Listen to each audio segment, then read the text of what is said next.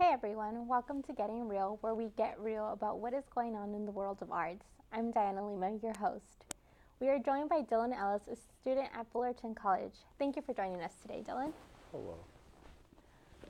So, tell us, Dylan, why did you decide to pursue filmmaking? Well, I don't know, it just kind of like happened for me.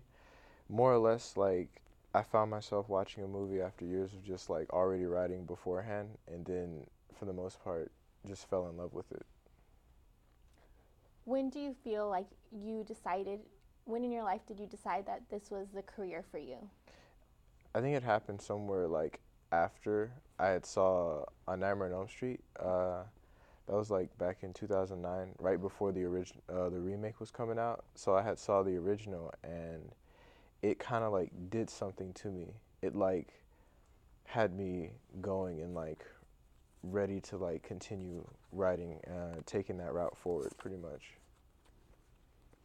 So, how does Fullerton help you go towards your goal of being a filmmaker? For the most part, it's allowed me to find and meet like interesting people who I can like collaborate with.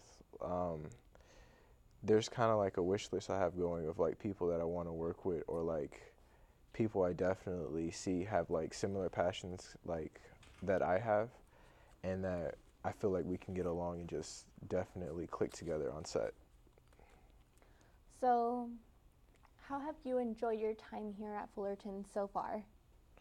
I think it's been really chill. I haven't had any problems necessarily. I'm I had problems in the last place I was at, but for the most part here it's been like really calm. Everybody's like super chill. Everybody's everybody seems like, if they don't seem as lost, so to speak.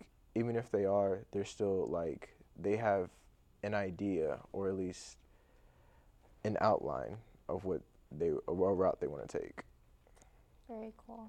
Um, is there anyone in this field that inspires you or they really influence your work in filmmaking?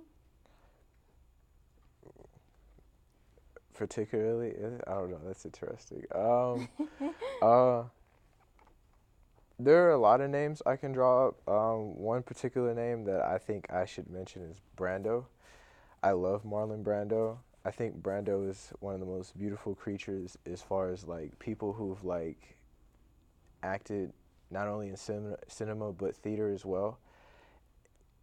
Every time Brando speaks, he goes in and he just like he's able to be as graceful as possible. It's almost poetic anytime you like hear Brando talk about the art form itself.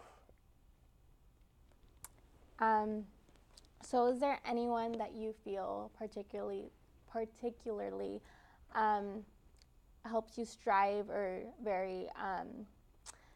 you just really look up to them in this career path at all? I think that's another one. For the most part, I can't pinpoint it exactly to one person, because with my own drive, I can see I can see like multiple people in it. Like for the most part, like Pac and Poe, through their like just like able to just be as passionate as possible and wear it on their sleeve just as openly as they can, and it shows in their work. I think that has been an influence, as well as like Kevin Smith is what being the type of dude to just be like, just go for it. Like, you can't really like, it doesn't matter what happens around, you just have to sometimes just go for it. Awesome. Well, it appears we have to cut to a commercial. Don't go anywhere because we've only just scratched the surface here on Getting Real.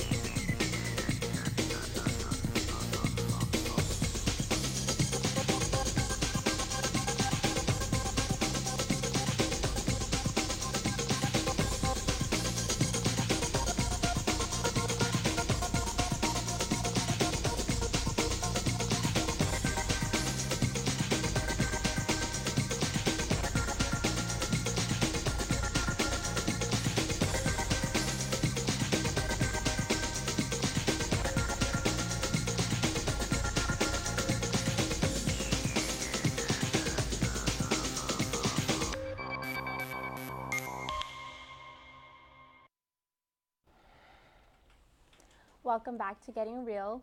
We're here with Dylan. So tell me, Dylan, every filmmaker has a different creative process. Talk me through yours. Whoa.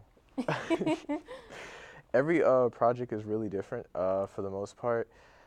I go through different phases with everything. Sometimes like I can just go and I can just start writing immediately, and other times like I just have this feeling. I sometimes stare out into like just space, and then I just imagine things. I'm like, that would be really nice to have, and then that'll be the kickoff point. But other times there will be moments I've had like in the past that I've like definitely been like, I should definitely keep this going in a weird way. So, when do you feel like you get your most inspiration? When are you the most creative? Um, Days after not sleeping.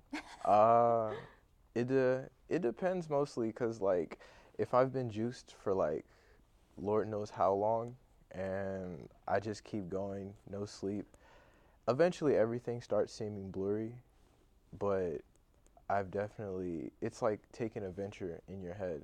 I also like walking around in the night. I spend a lot of time driving all the way around. I'm still exploring like California a lot, so like a lot of the times I'll like go on these drives and I just drive. And I recently took to Mulholland Drive, and it was Ooh. just so beautiful. Yeah, it's great there. Um, so what would you say is uh, in your films that you've made? Um, what would make someone looking and watching your film say, "This is what Dylan made. It has Dylan's name written all over it. This is definitely a Dylan film." I think when you boil it down, it'll probably be like two things strongly: aesthetic and probably the dialogue diction. A lot of the way I word my sentences are specific to me. They're specific to my liking, and the way the characters move, feel, and act. I like for actors to like take it into their own, but I also have like a pretty decent blueprint for them to follow. So like it's a merging of like creative processes, building this beautiful character in the process. So, 20 years from now, what kind of legacy do you feel like you're going to leave in this industry? What kind of impact do you want to make? As far as impact goes, well, writing wise, I want to be a very uh, remembered filmmaker. Definitely, I feel like as far as writing goes, I'm going to I'm gonna dethrone Shakespeare, or any modern Shakespeares in the process. It's a big goal. It big only in certain eyes. I feel like it's a challenge worth taking, no less. Definitely. Um, so do you have any advice for future filmmakers? Something that you feel that they definitely just need to know? I am in no position to be giving advice. uh, I mean, I can't tell you anything that nobody's told me. You just have to go for it. At the end of the day, I mean, do you? You can't necessarily let anybody tell you like, no, that's a weird idea. I mean, if your idea is bad and you're hearing it all the way around, that should be a bunch of red flags. But like for the most part, do you like roll as hard as you can, and if you like to do it a specific way, go for it, gun it, and you might just have like a more beautiful project than somebody who's far more talented than you are.